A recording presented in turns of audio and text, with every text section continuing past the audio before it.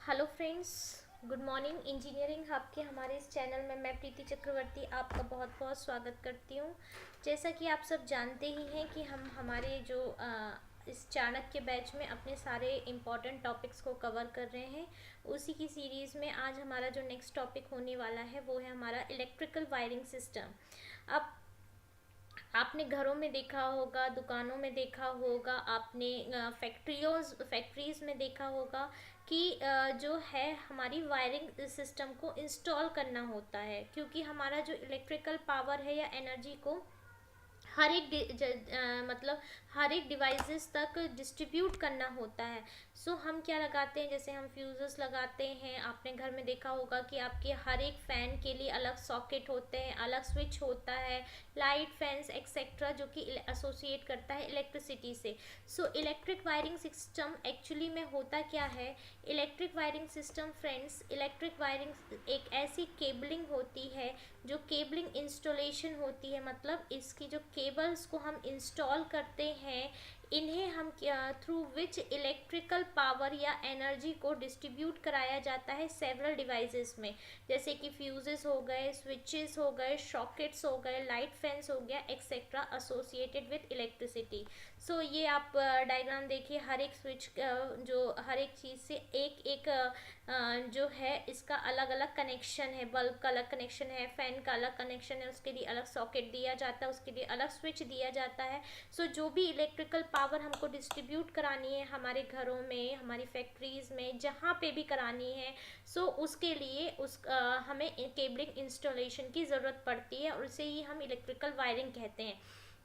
अब वायर्स क्या होती हैं? वायर्स वो ही इलेक्ट्रिकल कंडक्टर होते हैं जो कि कैरी करते हैं इलेक्ट्रिसिटी को। सो वायर्स की डेफिनेशन हम लिख सकते हैं, अ सिंगल इलेक्ट्रिकल कंडक्टर और a single channel that can carry electricity is called a wire. उसे क्या कहते हैं? वायर। अब जो वायर होती है फ्रेंड्स, वो कॉपर की हो सकती है, एल्यूमिनियम की हो सकती है।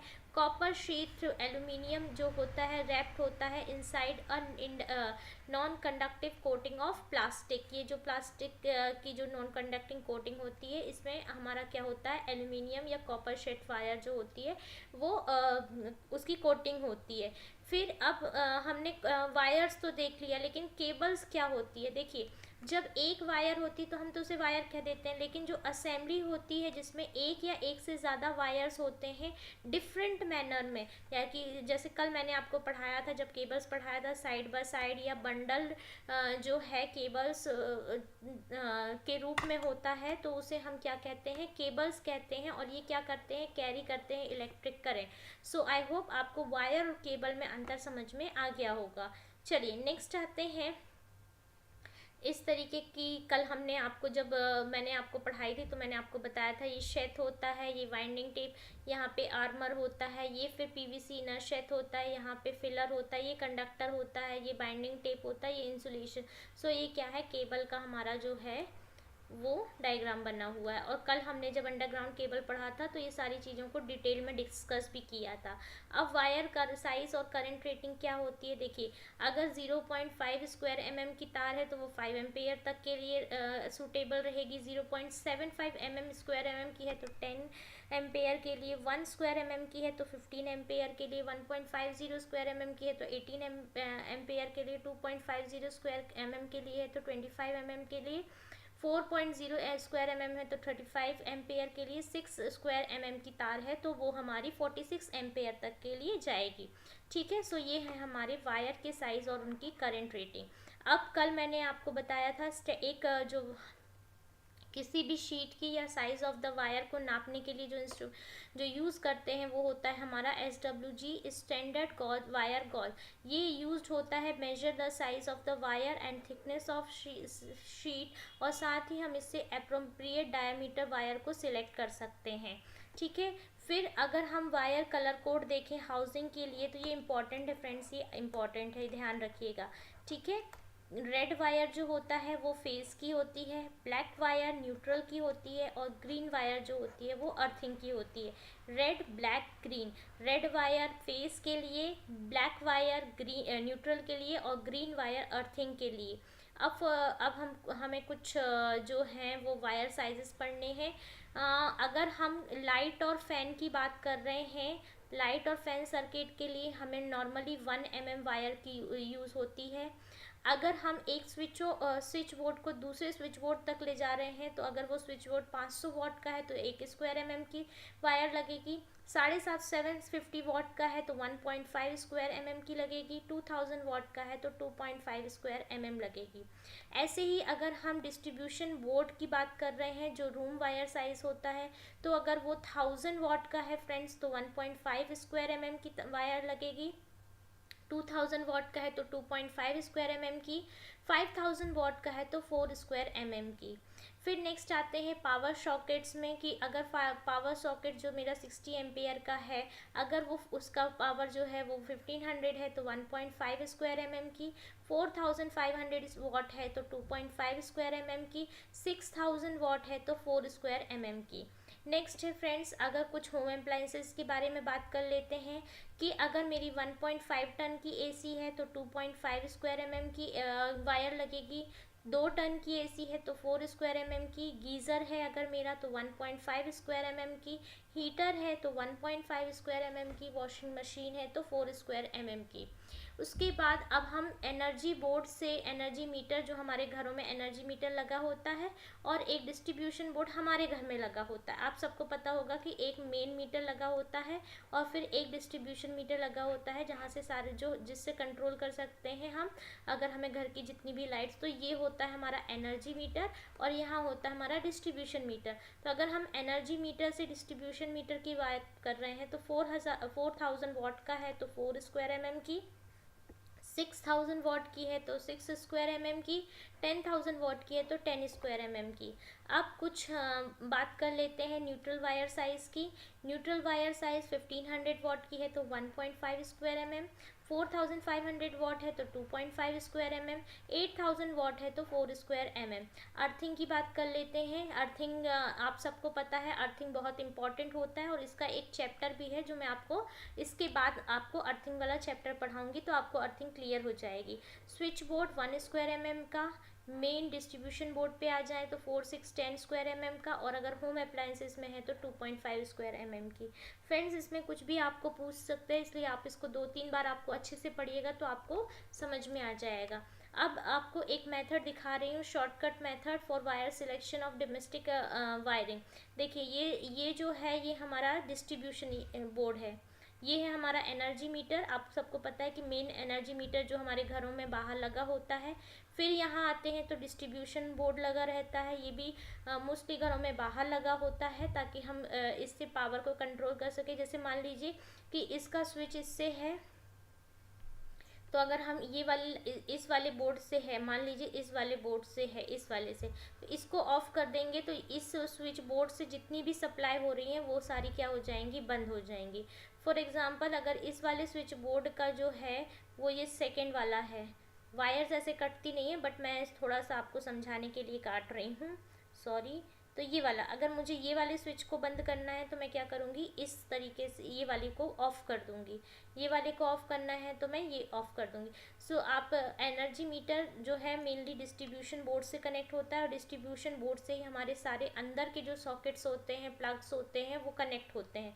सो देखिए ये इसमें इससे जैसे कि ये लाइट और ये फ़ैन है, फिर इससे ये कनेक्ट है और इससे डायरेक्ट ये कनेक्ट है। तो ये एक शॉर्टकट मेथड है। अब डोमेस्टिक वायरिंग एक्चुअली कैसे होती है, तो हमने जैसे आपको बता दिया है कि जो रेड वायर होता है फ्रेंड्स वो लाइव वायर कहलाती है, ब्लैक वायर जो होती है वो न्यूट्रल वायर कहलाती है, और जो ग्रीन वायर होती है वो हमारी अर्थ वायर को कहलाती है। ठीक है, लाइव वायर और फेज वायर का जो पोटेंशियल होता है वो 230 वोल्ट्स होता है, हाई पोटेंशियल, जबकि जो न्यूट्रल वायर होता है उसका ज़ीरो पोटेंशियल होता है। तो इसका मतलब अगर मैं फेज वोल्टेज निकालना चाहूँ तो लाइव वोल्टेज वायर और न्यूट्रल वायर को क्या कर सकती हूँ, माइनस कर सकती हूँ, तो 230 माइनस 0 यानी 230 वोल्ट्स होता है, और ये कहलाता है हमारा फेज वोल्टेज। जो अर्थ वायर होती है वो बहुत थिकर इन साइज होती है, और वो किस में बनी होती है, कॉपर में बनी होती है। हम हमारे घरों में supply of electric powers through a main supply, मैं आपको समझा चुकी हूँ। जो हमारी ओवरहेड लाइंस आती हैं, जो हमारा जो आप सबने देखा होगा, जो हमारे खंबा लगा होता है घर में, पहले एक ट्रांसफार्मर लगा होता है। एक्चुअली में अगर मैं आपको समझाना चाहूँ तो मान लीजिए कि ये अगर यहाँ पे बिजली बन रही है, ये हमारा क्या है,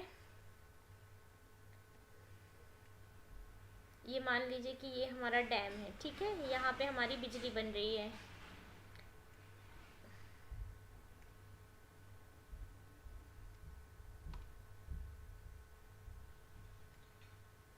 पता नहीं क्या हुआ। अब इस डैम से क्या होता है, ये बिजली जो होती है वो सब स्टेशन पे आती है। सब स्टेशन पे आने के बाद जो हर गली रहता है वहाँ पे एक ट्रांसफार्मर लगा होता है। ये स्टेप डाउन ट्रांसफर्स होते हैं, क्योंकि ये जो है वो स्टेप डाउन करते हैं। फिर उसके बाद यहाँ पे क्या लगा रहता है, पोल्स लगे होते हैं जहाँ पे बिजली आती है। पोल्स के बाद ये जो तारें होती हैं ये घरों तक पहुँचती हैं। इस तरीके का जो है वो हमारा जो डिस्ट्रीब्यूशन होता है। जब हम डिस्ट्रीब्यूशन वाला चैप्टर पढ़ेंगे तो उसमें आपको मैं बहुत अच्छे से ये चीज़ समझाऊंगी, ठीक है। जो डिस्ट्रीब्यूशन सर्किट्स होते हैं फ्रेंड्स, वो हमेशा पैरेलल कॉम्बिनेशन में होते हैं। और हमने डोमेस्टिक कनेक्शन में जो हमारी कंट्री में है, वो हमारा वोल्टेज जो होता है वो 230 वोल्ट पे काम करता है, इतना याद रखिएगा। चलिए अब आ जाते हैं सब सर्किट्स इन डोमेस्टिक वायरिंग। सब सर्किट में सबसे पहले, सब सर्किट डोमेस्टिक वाइंडिंग में मतलब जो हमारा ये वाला सर्किट था, ये जो है ये सब सर्किट कहलाएगा।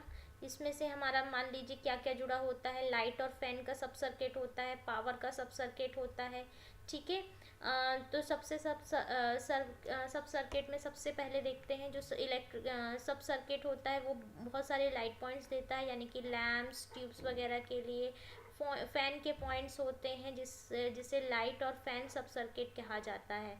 जो हाउस जितने भी हाउसेस होते हैं, wiring for one light and fan circuit का जो टोटल लोड होता है फ्रेंड वो 800 वॉट होता है। सो मैक्सिमम वॉट हम अगर माने तो 100 वॉट होता है, और मैक्सिमम नंबर ऑफ पॉइंट जो होते हैं वो 10 ले सकते हैं हम। लोड्स जो होते हैं वो होते हैं लाइट और फैन, और इसमें 5 एम्पेयर का सॉकेट लगता है। जब घरों में बनाने आते हैं तो हम तो यही सोचते हैं कि वो अपने मन से लगा रहे हैं, बट ऐसा नहीं होता है फ्रेंड्स। वो एक प्रॉपर हर चीज़ को फॉलो करते हैं कि इतने वॉट का जो है वो लोड ले सकता है, इतने पॉइंट्स हो सकते हैं मैक्सिमम, इस तरीके से वो काम करते हैं। नेक्स्ट है पावर सब सर्किट। पावर सब सर्किट मतलब जो हमने डिस्ट्रीब्यूशन वाला, जिसमें हमारे सारे अप्लायंसेस जैसे कि हमारी hot plates, electric iron, small single phase motor, washing machine, refrigerator, ये सारे जो जुड़े होते हैं उसे हम पावर सब सर्किट कहते हैं।